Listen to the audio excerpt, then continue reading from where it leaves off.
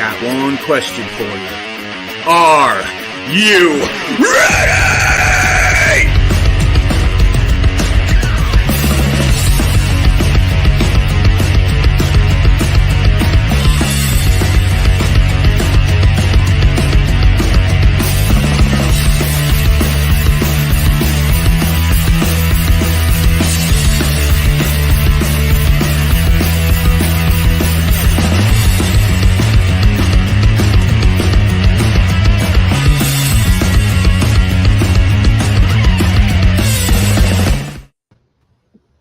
Hey, what's up, everybody? We are back again with yet another amazing musician / app owner.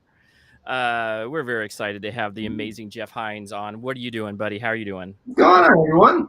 Back again.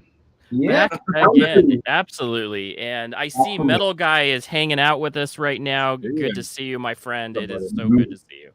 I don't think I've talked to Metal Guy in forever, but Jeff, what's been going on, man? I hear some cool things have finally gotten to the point over the last 3 years. So we're going to discuss that tonight.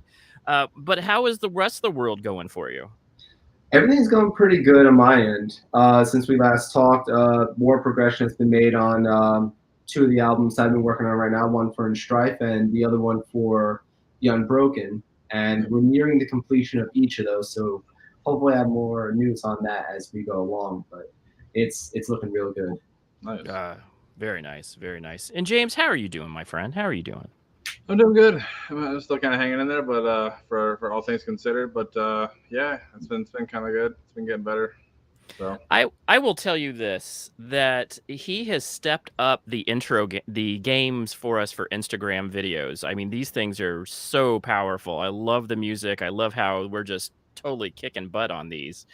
And this is cool. This is really cool stuff. I love the fact that we're like matching kind of the genre of the intro or of our little promo video. Even like the background, I was trying to fit like what we're going to talk about. Like with this one, I kind of did like some technology kind of thing, because that's really what we're here for right now, is to talk about some technology. And you know what's really cool is that I am a geek. So I don't know if anybody knows that this is my day job, is talking tech all day. So I get to do the best of both worlds. I get to go talk some tech, and then I also get to talk music. So whoa, best. This is the best day. This is an awesome. This is geeking out. This is geeking out day. So you know what, though? This time this is that time. We know what that time is. It's time to talk about desserts. Jeff, I know you brought something, my friend. What did you bring? So the last time I went on, I brought something from one of my favorite places called The Nest, but this time I wanted to change it up a little bit. I went to this Italian restaurant called Antica Trattoria. I don't know if I'm pronouncing it right, but they make some of the best Italian food I've ever had. And they also do really cool desserts, and I had to give them a shot. Oh, what is this? What is this? It's a mousse cake, but it's both mousse. For some reason, one side is white, the other one side is chocolate, so I'm not too sure. I'm about to try it today. Yes, right here, everybody. It is, oh my goodness, that just sounds too amazing. See, this is why I'm kind of glad that I get to live vicariously through you, because I won't gain any of the weight. I'd be like, yeah, that's amazing. I wish, I can't get it, but there was a little bit where you were on a diet. He was bringing fruit and bananas and whatever, granola, but whatever he was taking, and then he went from Easter. He kind of fell off the deep end and crushed a 1 pound Reese's bunny that I'm still amazed that he did, and that served like 15 people. I guess, or had 15 servings. And he managed to crush it by himself, and I'm glad that he had no medical issues that came from it. So amazing. Yes, I am going to say this. I am back on the wagon. I had my first real workout yesterday. I actually went to, so the company that I work for has a gym internally in our office. So I went downstairs and I was like, and they give you clothes to work out in. So there's like absolutely no reason that you should come up with to be able to not go downstairs and work out. They come with clothes, towels. The only thing you need to bring is gym shoes, right? So I went down there, rode the bike for half an hour, and I felt so much better after doing it. I felt like, I did something, I accomplished something. I sweated like crazy, and I'm hoping to do that at least every other day. Ellie. So, Yeah. hey, Allie, what's going on? Yeah, I've been doing the same thing since recent stuff's been going on. I've quit. Right now I haven't drank soda in like 2 weeks, and I've been going on like kind of long walks with my dog. So kind of around the block, kind of like half-hour walks and stuff. So kind of routining that and drinking water. So it's been working out so good. That's really awesome. That is super awesome. Now, I'm going to tell you that I did pick out something today that caught my eye. That is, I'm not going to eat the whole bag of. It says it's a sharing. It's a sharing, sir. It says sharing size, not eat all of yourself I don't size. think that matters. I found these M&Ms. I found M&Ms that have. They're called crunchy cookie. Crunchy cookie. So in the middle of this M&M is a crunchy cookie.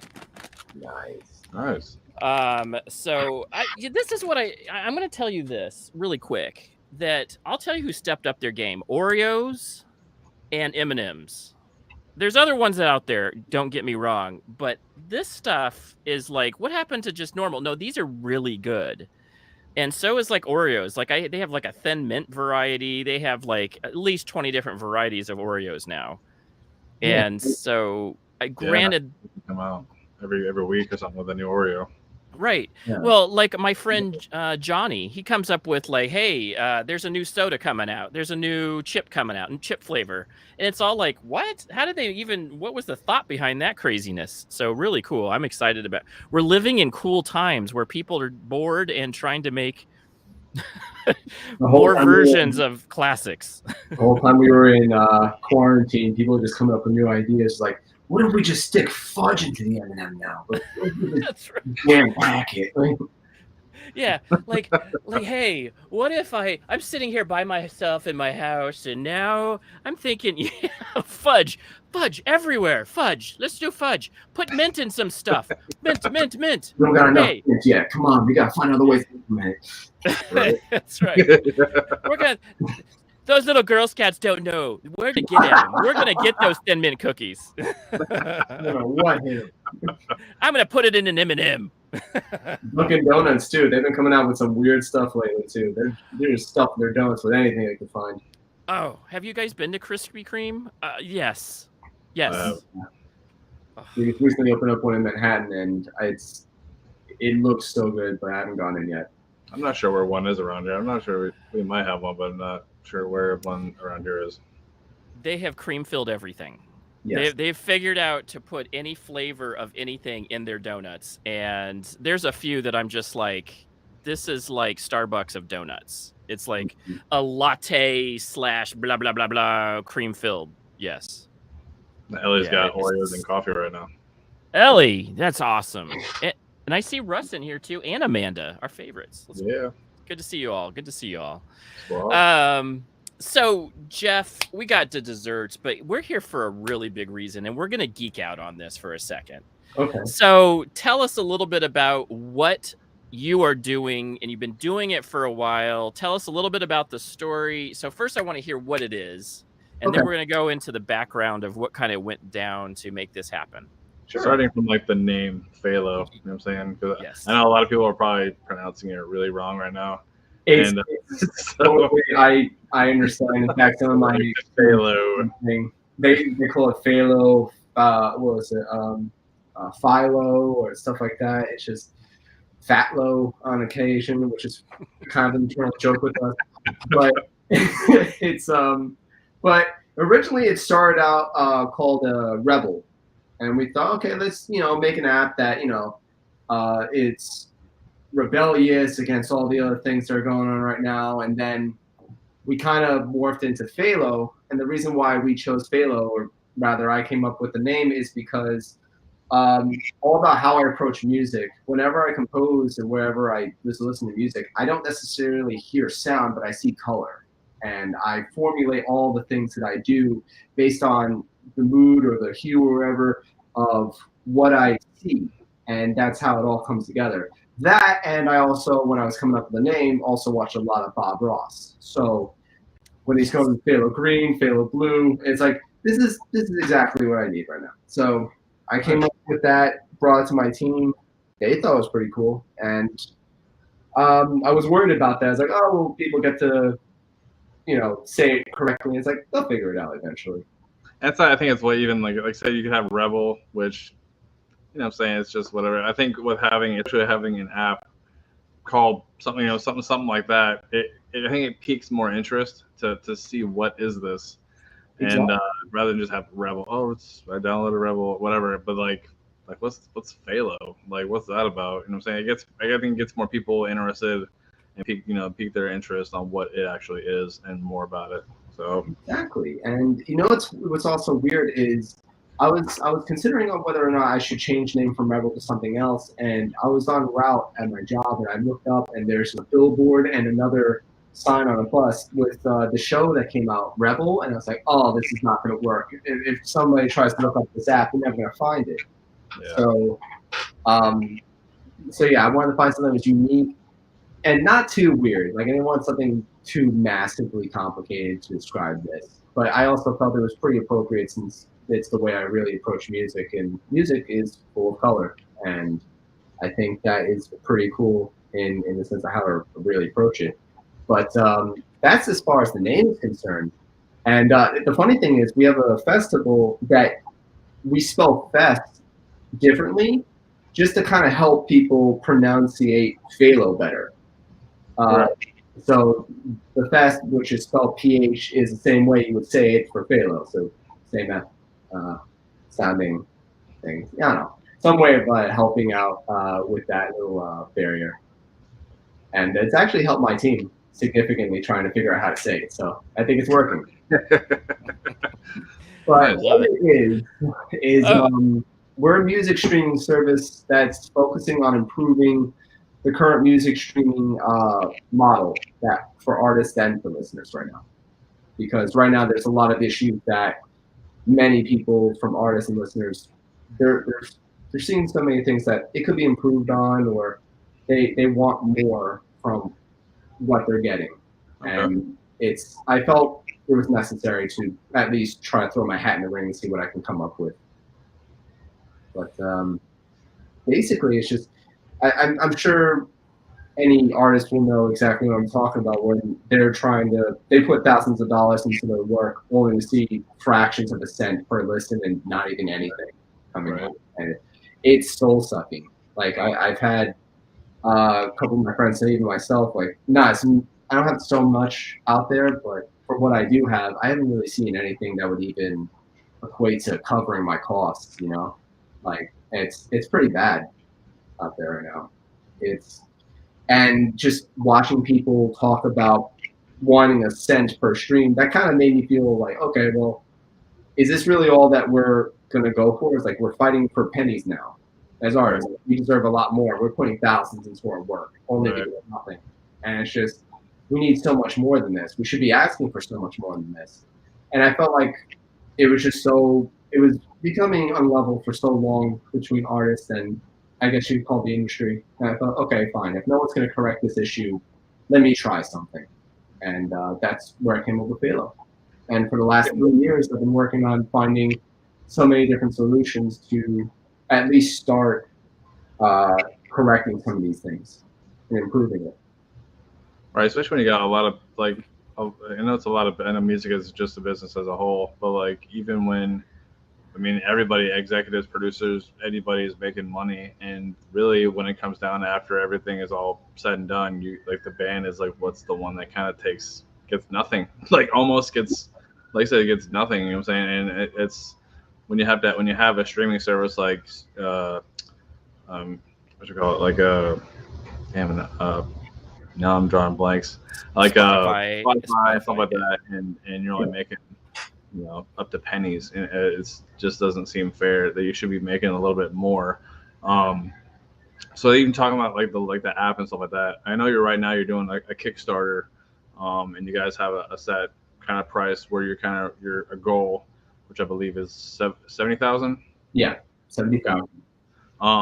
when you kind of reach that goal, kind of go into like what, like say, because it's a subscription service, what people would be expecting to like pay, and how money, what I'm saying, how much money, or not kind of, it's explain the whole process of how artists would get money from your Okay, streaming.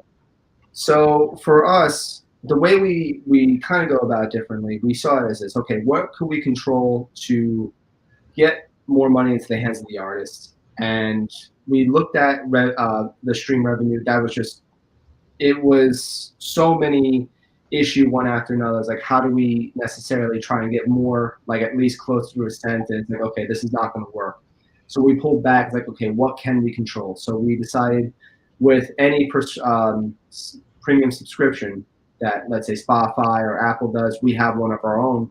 But with ours, for anyone that signs up, they have the choice to say, hey, listen, the $10 I'm giving to your platform, give 5 of that to the artist. I want this artist of my choice to get that half of whatever I'm paying you. And that's what we do. We take 5 just to help continue the platform, and the other 5 goes directly to an artist of their choice. And every time that they pay for a subscription, that artist or whatever artist that they choose to, they can switch at any time with really no repercussions to them or even the artist, or limitation really. It just gets sent to them. And over, I don't know how long that they stay with them, they'll be seeing $5 from this person and anyone else that decides to subscribe and dedicate to them. And that's the first way we figured, okay, we can at least try and get more money to these guys without having to make the listener pay for more or do ridiculous things just to go and try and get money into the hands of anybody. Like, I didn't want to explore crypto or NFTs, for example. Right. Not that there's anything wrong with it, but there's a lot of things going on with that just, it didn't make sense. And it's just, I didn't want to put that against the artist as well, so. Sure. But that's the first thing that we did was we split whatever is earned from subscription costs to an artist as long as the user chooses that person. Okay. And the benefit to that is the listener does not get locked in just listening to that artist. They can listen to anyone they want. They can do pretty much anything on the app, but they know that the money that they are spending for that subscription, that goes directly to an artist of their choice. That's the first thing. Yeah, even if you set like a set list or whatever, if you're listening to like 20 different bands or whatever, and like I said, 1 month you want to, this $5 goes to this band, and then like I said, next, that was one of my other questions was interchanging bands and switching bands to help kind of go everywhere. That way, not just one band. And you kind of, I guess when you kind of rotate, you kind of put in your own rotation and kind of go back to that band that you started with and give them the other support and kind of thing. You can just keep doing it monthly, like you said. Yeah, so where we wanted to go about this is, let's say a band is coming out with a new album and they need some support. They don't have any bands coming or anything like that, and usually bands will crowdfund just to go into the studio.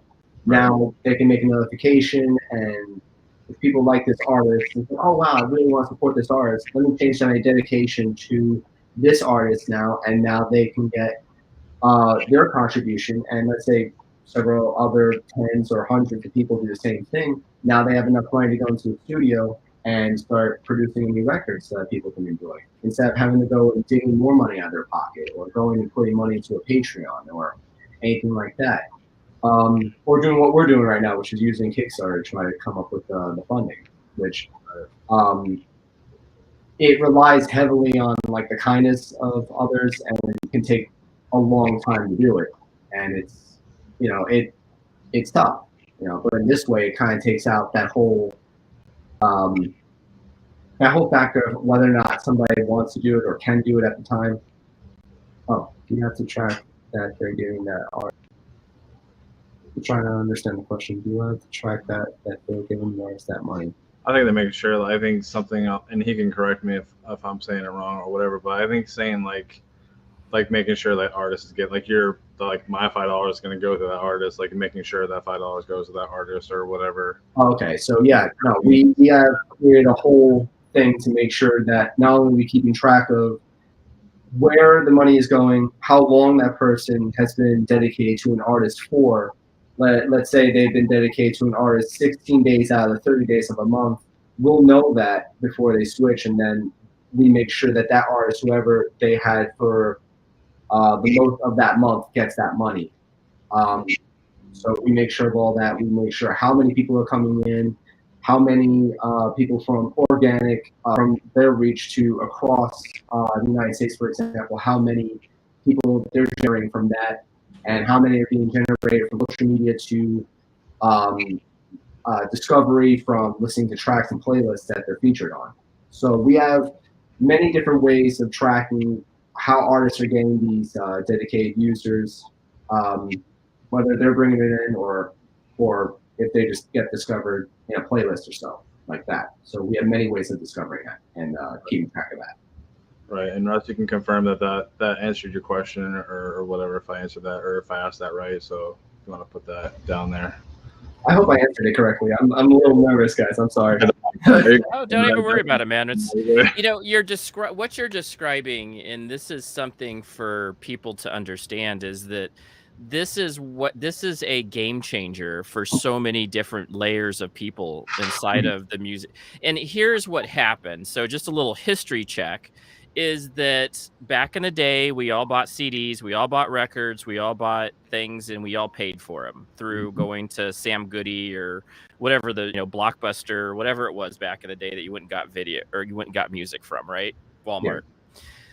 Then Napster happened.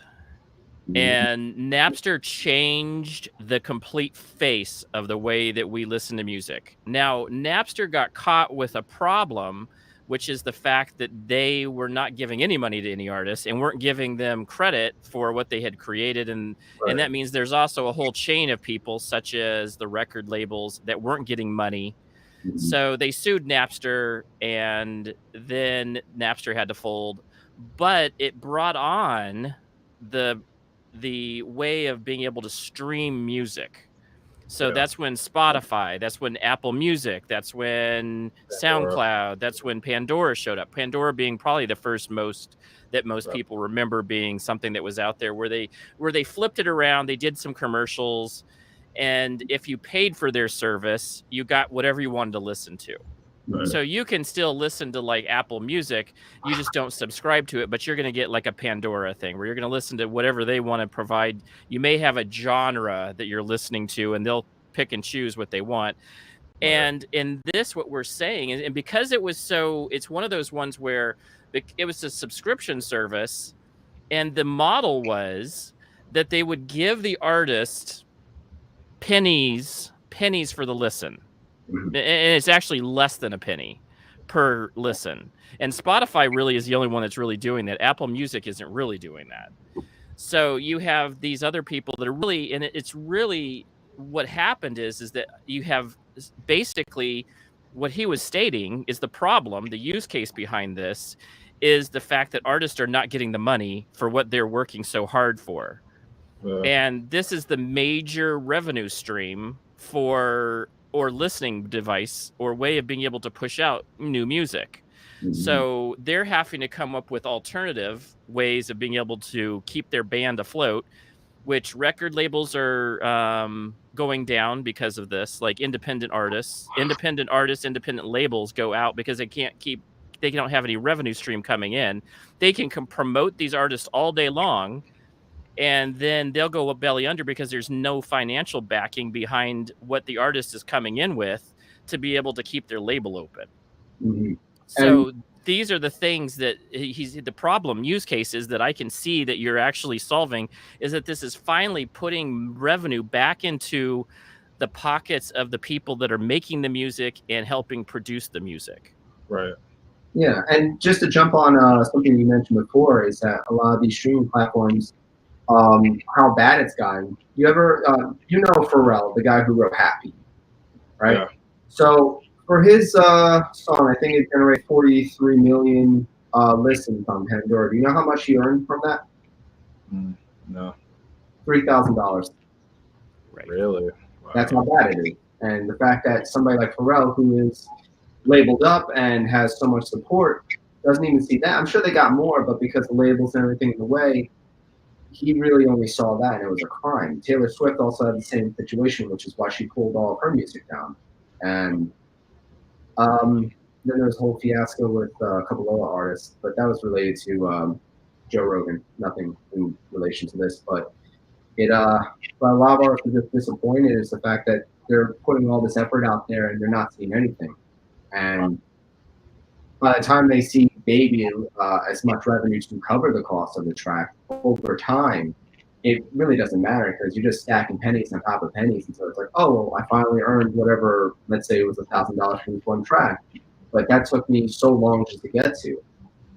Or 3,000, I had to spend so much time to get 43 million listens. That's shocking. And just that I felt was just it was not the right way to go about it. And I feel like there's a way to correct that. And the only way that artists really make money now is with touring and with merchandise. But because of the whole pandemic that happened, artists weren't able to go out there and really do anything. Right. That was the second thing that we focused on, which is how do we really double down on this and try to really get not only build transparency between the artist and the booker, but also make it easier for the listener to want to go to shows. So we were surprised that streaming platforms didn't even put this in their platforms to begin with, which is ticketing. Like the fact that I have to go to, let's say I wanted to go see Hate Machine. Let's say their ticketer was Ticketmaster, and I had to go from link to link, pretty much put all this information to sign up for a mortgage plan at this point, to finally get to the checkout and see that my ticket price has tripled in size and amount. And I didn't even think that this would be like from $20 now to $80. Didn't make sense.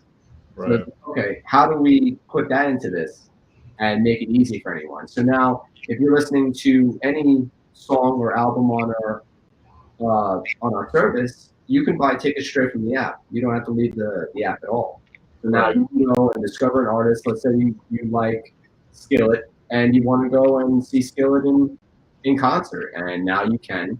And if you're a premium user or a premium subscriber, we haven't really decided what we're going to call them yet. But if you're a premium user, all your information is already in. So all you have to do is just do a quick verification, and you can skip the line. You got all your tickets right there. And if I wanted to go to any show and I wanted to go and show my ticket, we don't do paper tickets. It's all on your phone. Now all you do is scan a QR code on your phone, and you're in. And the booker, all he has to do is from his phone, he just has to go to the event, and there's going to be a prompt in there which is scan tickets, and he just takes a photo and checks them in, and they go. So you buy your tickets through PHTHALO. Yes. That's You awesome. do that while listening to the music. Yeah, I've bought anybody that's bought from Ticketmaster or StubHub, whatever they may be. Ticket can be, like you say, $30, and by the time you're done with fees, you're paying like $50 for a ticket, and it's like, or $55, whatever taxes come to be.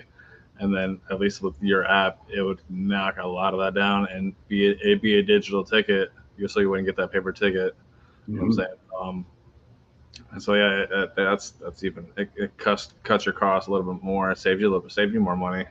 Yeah. With having that app, I think that's a really cool idea. And what's really cool, like we found another problem that we can solve with this as well, which is when we were looking into how much independent venues make versus like big festivals, we couldn't find any information on that because they don't log any of that information in anywhere.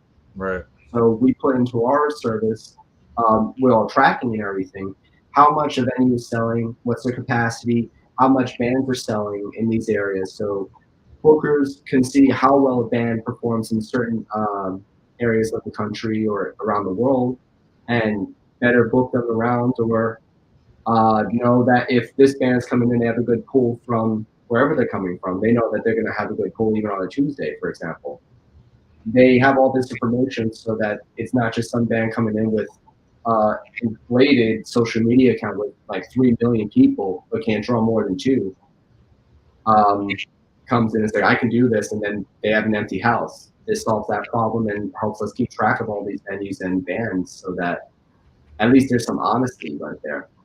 And the last thing about that is, and I forgot about this, is that instead of having to chase down a booker now for the money, or the booker chasing down the bands for what they would owe, the excuse me, The payments that were made for the show, whatever was earned, is automatically divided between the booker and the artists that are on that show at the end of the night. And it's all automated, so they don't even have to worry about it. They can just focus on being artists, and the booker can focus on making sure his venue is running at tip-top condition. See, that's amazing, and that's the one thing that if you take a look at that use case right there, which is the counting piece of it, that's the nightmare that people don't understand, that you almost have to have a business degree to be able to be a band, because a lot of the monies and how to manage the money has to be known. And you have a lot of shady folks out there, managers and bookers and other things that because we're worried about our music, and you could take advantage of us because you know that we don't have that ability, where this is keeping it all in that accounting back office, they call it. That back office accounting stuff is already taken care of through this app, that's awesome, man. It's just a really great idea. I mean, I can see 3 different apps on this just based off of, I mean, it's like a combining, and that's what's really cool is that when you do something like this, it's a game changer, and it's combining a lot of different technologies to make it really user friendly for every person involved, keeping the artist still in that center, which is what hasn't been in the case for so long. And it's like what you said, the bands have had to really rely on merchandise and touring to get their costs back. And if a tour fails or COVID happens or something, it could be anything, that's a loss to every person involved, not just the artist, but it's the booker, it's the record label that the promoter, the marketer, all of those people are it's a sunk cost at that point, and it's really difficult to recover it. Kind of cutting out the middleman a little bit. I love it. To avoid those fees, avoid certain costs or whatever, to kind of make it more affordable to the fan. I'm saying that's what matters, the supporter. Yeah. Well, also it's like venues that if everybody, like small venues, big venues, could probably subscribe to this and say, hey, I have artists going to my small venue, but I don't know how to do the accounting. I don't have that stuff out. This is already taking care of some of that. So I love it, man. This is great ideas. And it's, it would be cool too to even have I guess for the loyal subscribers, the premiums or whatever, whatever you want to name them or whatever, the PHTHALO followers or the PHTHALO squad, I guess, whatever you kind of name them out. Almost like certain I mean, kind of, it'd be probably later on down, but certain kind of perks. You know what I'm saying? Like you stay with the app for a while or whatever, you subscribe for a while, you kind of get a certain little perk or something like that to do something. And I'm not sure what would come up in my head, what perk it would be, but some kind of rewards to have, to go towards the subscriber, the faithful subscriber. That's a cool thing, because that's actually the third thing I was going to talk about. Nice. With this app, we implemented a reward section it's kind of like Uber and other. Well, I should go back a little bit. Where we came up with this is most of the people on my team are gamers, and anyone that's if you're a gamer, you want to go and be immersed in whatever you're doing, and if you're earning something in the back end, it's like, oh wow, I can't believe I got that. It's cool. Pardon me on that. And it's just when you're earning something just for doing nothing, it just makes you feel so much better. It's like, oh, now I have something just for nothing. I can just pretty much go and use whatever I've earned here for, let's say, one of the rewards is I can go and get 15% off Seamless, for example. Now I can just for nothing. And that's pretty much what we wanted to do is with us, we made a reward system that rewards listeners for discovering new artists or supporting the artists that they love, sharing around the artist or even the app, or even going to shows. And for the artists, they have their own set of rewards that they give out to their dedicated listeners that they can go and earn towards something that's really good, whether it's on solo or in something that we're working on called a community reward system, which everybody that's in their pool of people that's dedicating to them all contribute to earning the same reward, and they all get that reward each. And for the artists, they get their own that works and caters to the specific needs for their careers. Like, let's say they need something for travel or for anything that's on the road. We work on getting these rewards with companies that help them so that they can focus exclusively on their careers and not have to worry about whether or not they're going to have enough money for gas, for example, or a place to sleep. So we definitely had that, and we're working on enhancing that idea even further to really make this so much more enticing for everybody. That's cool. So tell me about your team. Tell us about your team. Who do you have on your team doing this with you? So it's most of the people that's on my team are very close people, pretty much family to me, that have known me for several years and have thought to help me out on this because they see how dedicated I am to music, and they've seen me perform, they see me go out there and get stranded on the road, and they said, well, if you're going to put anything or any idea or work into something, we want to help you.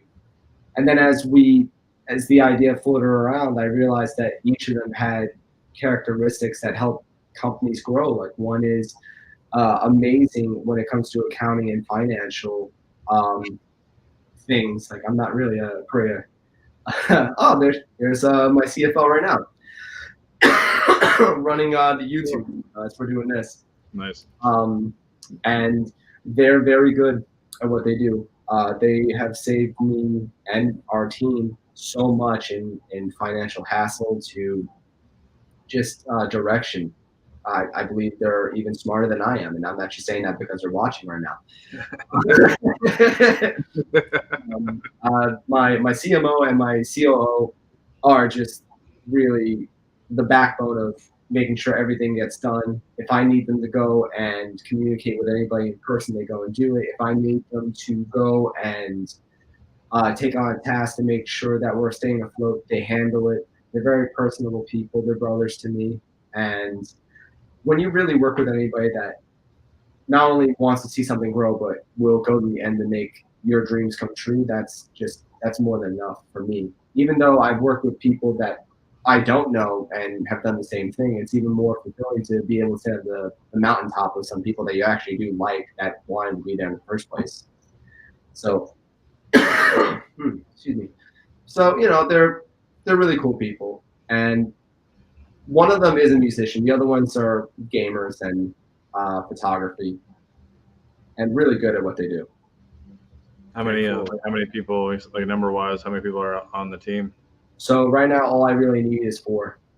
But we have a full development team right now that's with a company that we're hiring out called Tech Ahead, and they're amazing people. They're award-winning, and they pretty much handle everything from the technical aspect to try and build this. And they're so hands-on with everything that we do, and they help us figure out everything we can do, what we need, what we want, and try and make those wants happen. To just basically tell us, listen, this ain't gonna work, so let's scrap this until later on. And we appreciate them. I mean, they've worked with Disney, Starbucks, Audi, a lot of people that if you used a streaming platform or whatnot, they probably had their hands on that one. Very nice. And luckily right now we're working with them, but after that we already have a lot of people that are just waiting to come in. So right now we just have the core 4. Nice. How long is it taking to get the app? Well, how far along app developing are you in right now? How long did it take from start to kind of where you're at right now? So over the last several months, I want to say 7 months, we've gone through 3 milestones, including introduction, and that's gotten us a workable prototype, a design of everything, the logo, and basically some basic functionality. But the next milestones that we're trying to fund, which is the remaining 70,000, would cover the last 4 milestones, which would give us the technical architecture and really start testing for bugs and making sure everything that we want to have, whether on the back end or in the front, works before it even goes on to Apple and to Google. Just having that proper security and stuff like that, making sure like nobody's gonna kind of hack in there, whatever, go crazy. Yeah. We want an app that, there might be some bugs. Hopefully there won't be any bugs, but that's everyone's hope when it comes to something like this. But pardon me. Oh, allergies suck. I wouldn't have a job if you guys didn't have bugs. Just letting you know. Yeah, well, there you go. But I hope for as few bugs as possible, because I hope for them as well, because then it shows me, okay, well, this is an area to improve, just like in music. It's like if I'm failing one particular area, at least then I can concentrate on improving that area.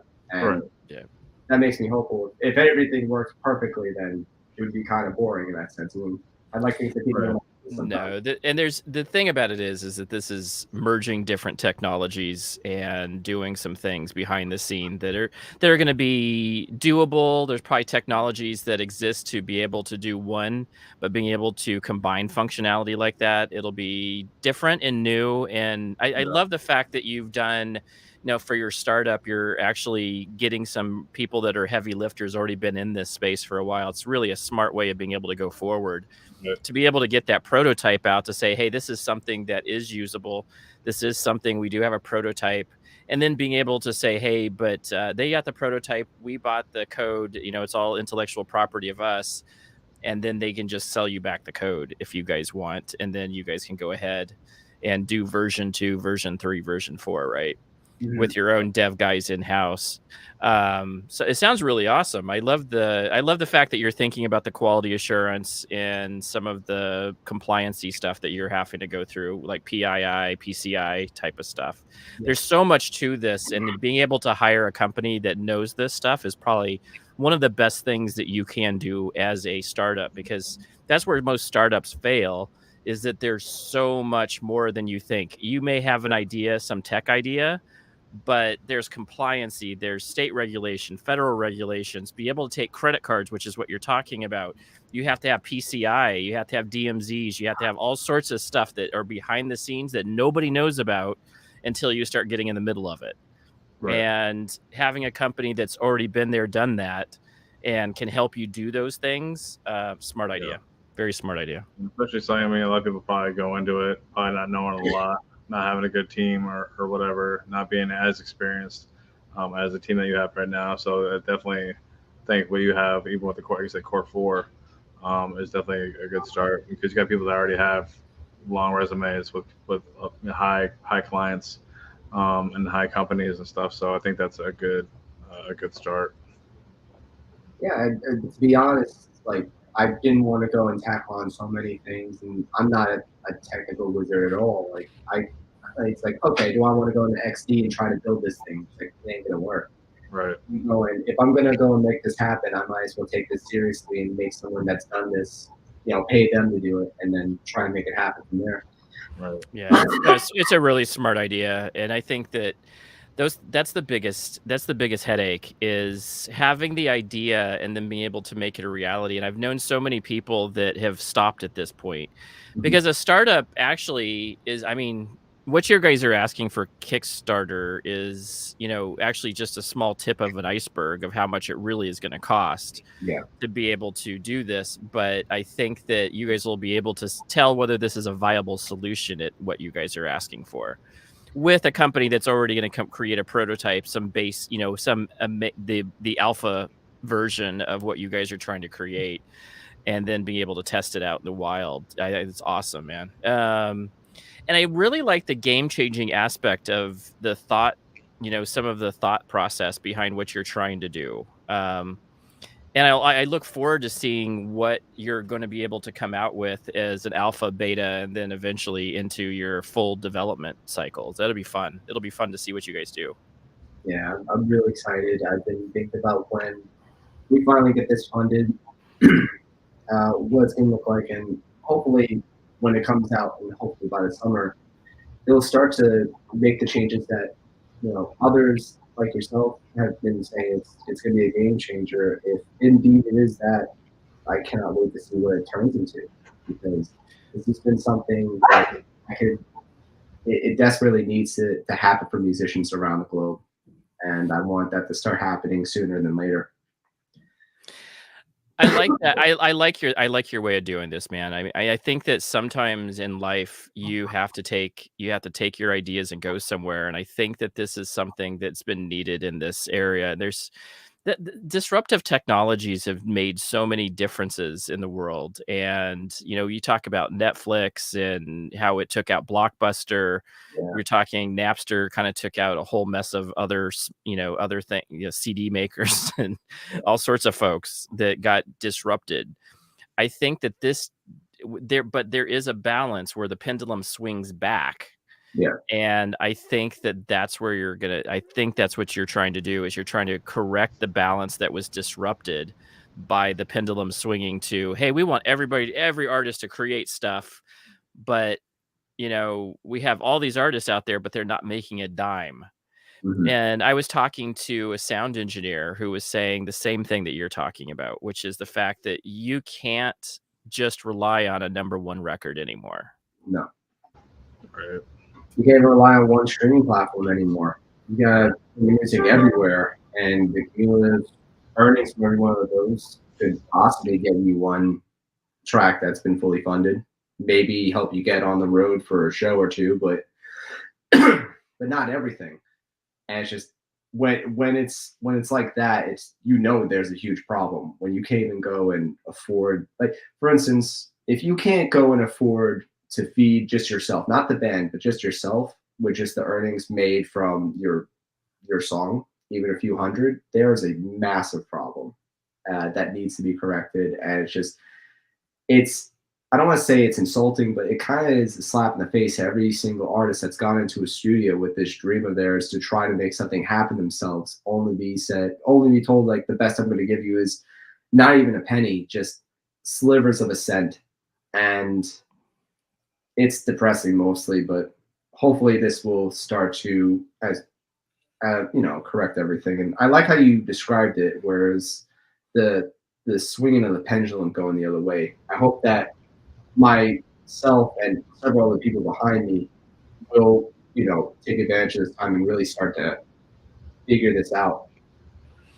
Well, and that's exactly it. If all of the other stuff, so you have really great functionality ideas, but if all that you stick with at the end of the day is we have a streaming service where the funds go to the artists, more of it goes to the artist, a lot more of it goes to the artist, Yeah. then you've succeeded.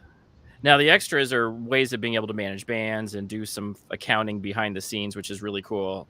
But this is the one idea that I can stick to, that I can say I can get completely behind, that is the game-changing technology that's going to right size what has happened with the industry. Because that's the biggest problem that the movie industry is feeling too. You have Netflix, you have all these things, and they're trying to recuperate. Now there's streaming services with, you get a premium subscription and some of the money goes somewhere. Yeah. But it's still, again, pennies on the dollars. And this is the problem. I think that if we said to Spotify, this is the first of these apps, and all these record artists start pulling away from those places and saying, we're not going to allow you to stream on this. We're only going to go to places that give us money, real revenue. Then that's when the game changes. Because then those services, and we talked about this a little bit, that you're like, hey, I want the intellectual property is what I'm really concerned with here. The idea of what's going to happen is really what I'm concerned with. Is that if you have those saying, unless you give me more money, I'm going to go to this other platform. Mm. Hopefully they all go to your platform, right? But what will be the reaction to it, though, is that you'll have your platform, and then these other services will start seeing their revenue streams starting to fail. Mhm. So they're going to have to start doing something to pick it up. So that means they're going to have to start giving money out more to the artists. And they're making money. They're making money off these subscriptions. You're paying $15, which really, in the end, really isn't a ton of money. I mean, you used to buy a CD for $15. Right. But if they started charging maybe a little bit more on their subscription services and then started also additionally giving money, you got the win-win there. But their thing is that we want subscription services at $15, $9.99, but we want everybody and millions of people doing it. Where that's how they're getting their money. But they're not paying anybody. I don't know. I didn't understand why artists had and maybe about this. Jeff, is why did artists decide that they were going to go with these major streaming services in the first place? And I never quite understood why they said, because a lot of them got bullied into it. Like I remember, I'm big AC/DC fans. Prince is another one. They forever were holdouts. They weren't going to go to these streaming services. And then finally something said, hey, you got to go to these streaming services. And I was wondering if it was record contracts or if you know anything about that. I don't know everything about it, but from what I remember researching, it was due to the fact that labels were getting artists better deals, but the labels were giving out their artists to streaming platforms for less than what they would have to normally pay, and they would collect more on the back end. So really, the streaming platforms don't really make anything substantial compared to the music industry as a whole. Like the record companies, they make more than the streaming platforms because they're the ones that hold all the artists and everything.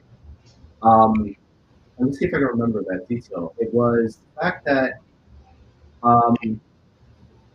Spotify only made a cost 2 years ago, which was 44 million, but they made 2 billion. That's what it was, 2 billion against the 44 million, and the rest of that was paid between the difference was paid to all these labels and record holders for the artists. But still, when you look at that, the issue here is the labels are not paying the artists nearly enough, like not even anything. And the streaming platforms themselves are just making enough just to keep afloat.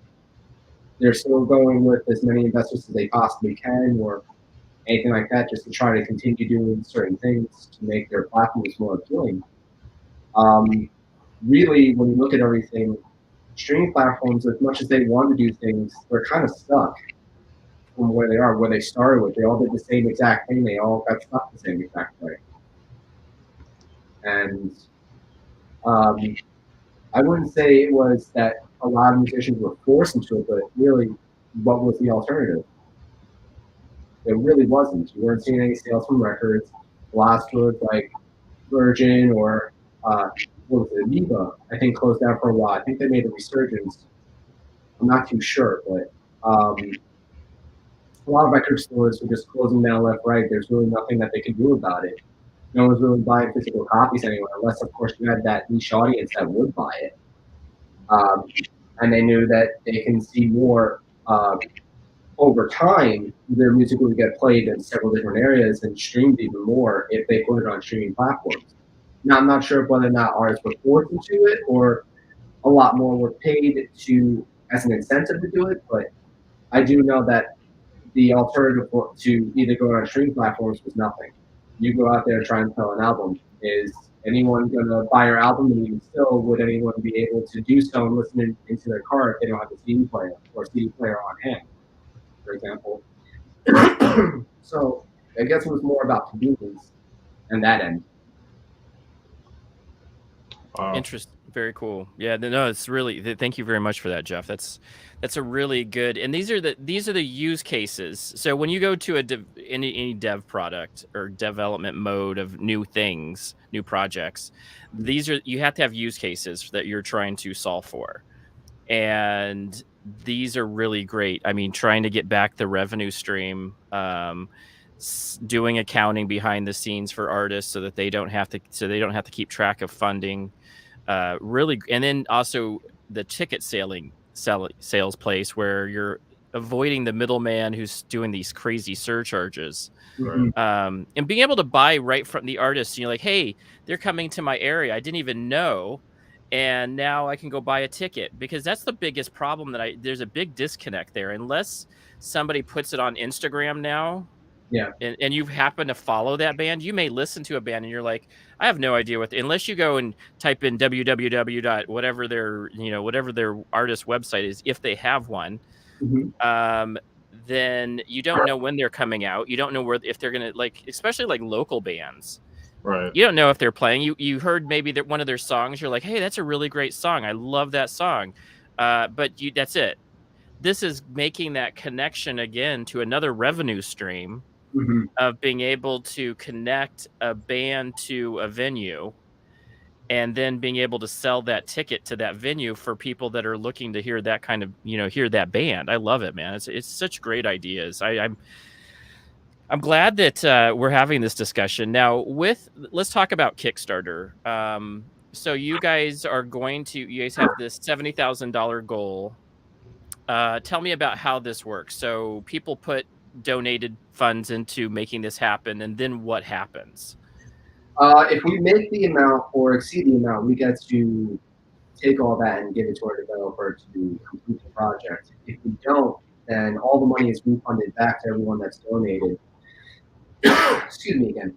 And it, which would be the worst case scenario in this case. But we're looking at alternatives just in the off chance if that does happen. I don't think it will because of a handful of donations, especially one that just came in for, what was it, $755 just to bring it up to 1,900, if I'm not mistaken, for where now.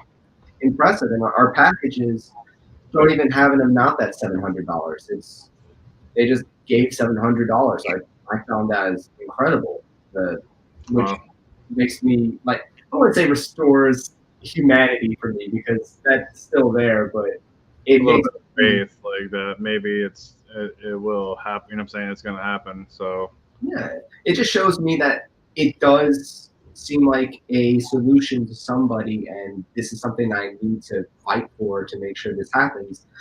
Get in front of as many people as possible, whether online or in-person events or whatnot, trying to communicate with as many people as possible, just so that this gets as much exposure, and hopefully people believe in this idea that I have to really improve on the things that everyone is using right now from streaming, and improving the streaming model as a whole.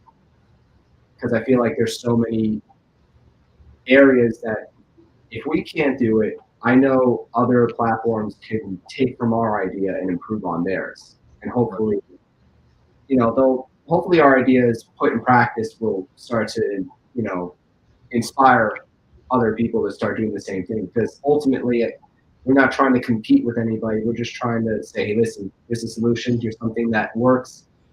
And if more people can do that, that means more money for musicians. You can get from my platform and this platform and that platform. I mean, that works. But if I'm the only one with that solution and I'm the only one that can really execute it, then great.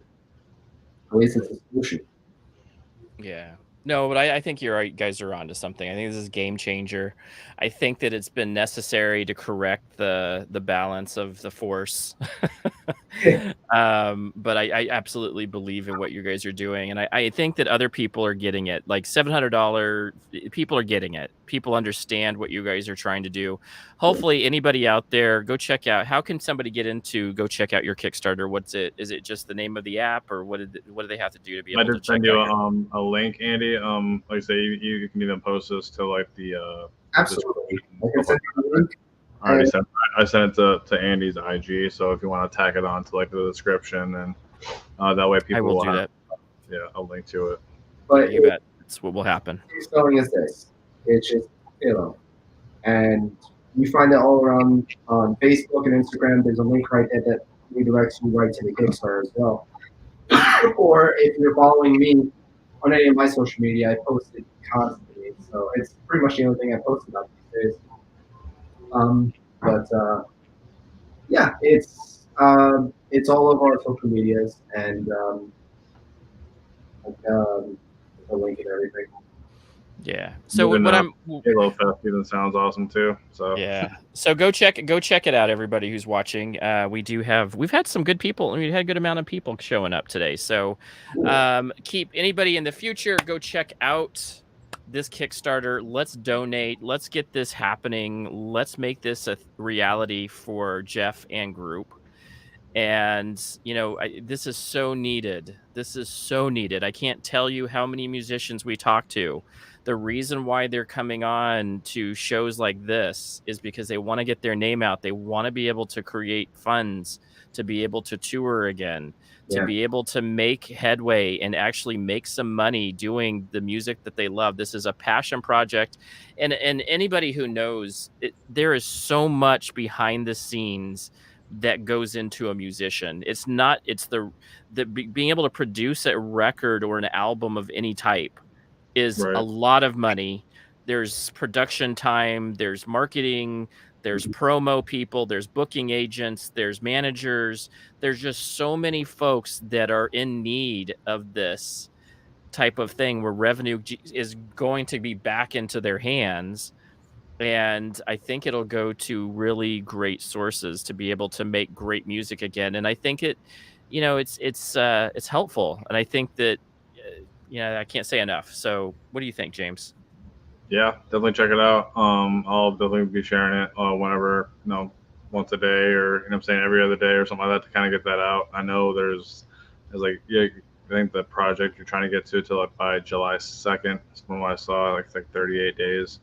I think they're almost shy of $2,000. So yeah, definitely share it out to any musician, to anybody that you know.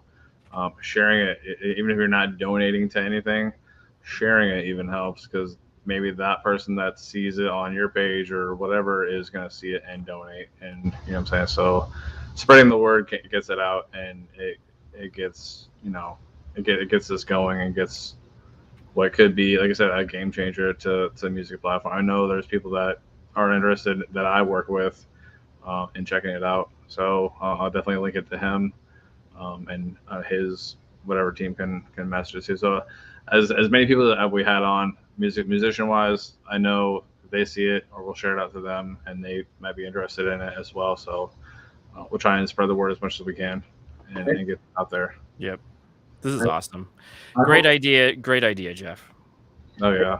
Much, and hopefully so many more people believe in this as you guys do, and I really do appreciate the time being on here to talk about it. It's it's really cool to talk about it finally, and in full detail, and hopefully I didn't stumble on my words too much, but I appreciate the patience anyway.